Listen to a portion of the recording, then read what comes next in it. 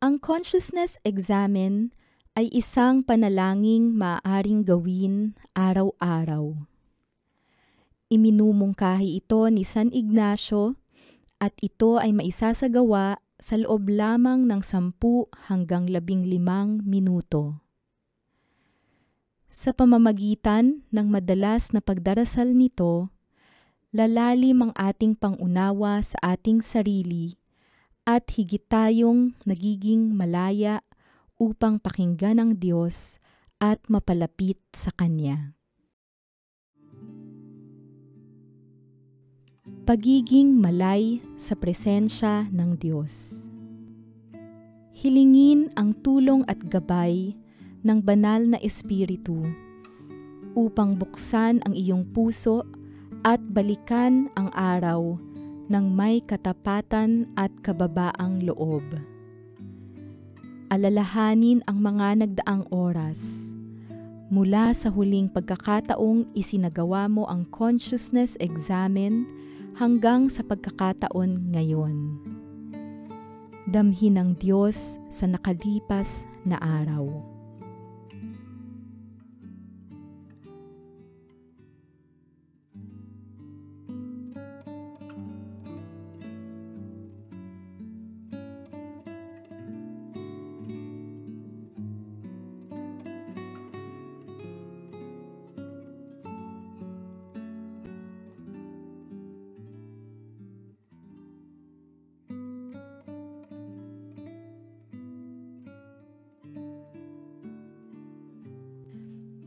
Pagpapasalamat sa mga biyaya.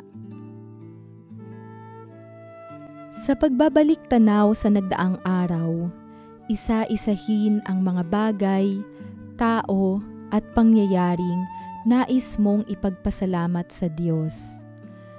Banggitin ang mga ito sa Panginoon, maliit o malaki man.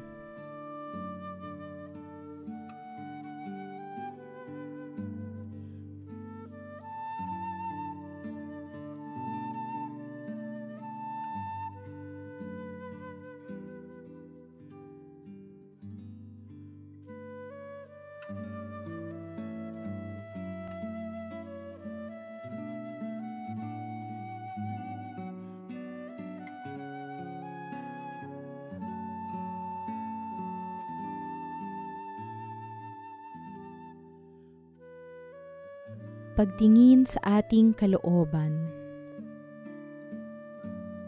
Muling balikan ang nakalipas na araw at bigyang pansin ang iyong mga naging kilos, desisyon at damdamin.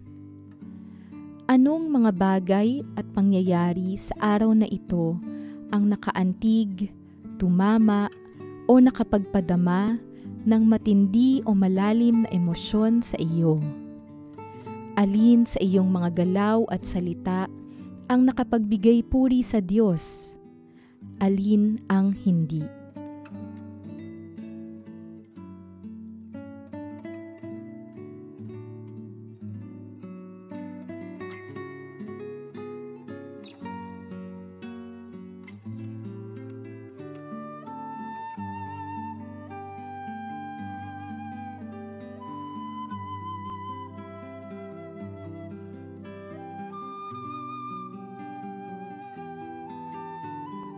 Paghingi ng tawad.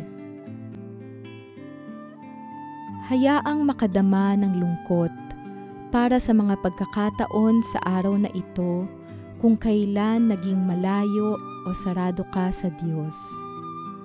Humingi ng tawad sa Kanya para sa mga ito at damhin ang Kanyang malalim na malasakit at pagmamahal para sa iyo sa kabila ng mga ito.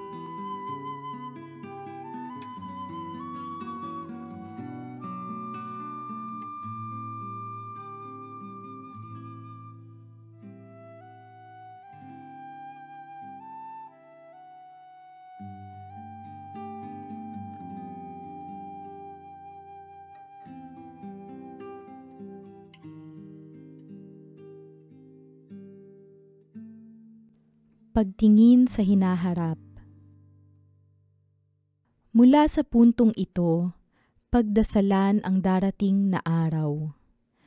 Hingiin ang tulong ng Diyos Ama, Anak at Espiritu Santo para sa mga konkretong hakbang at kilos na maaari mong isagawa kinabukasan upang maging mas mapagmahal at malapit sa Diyos.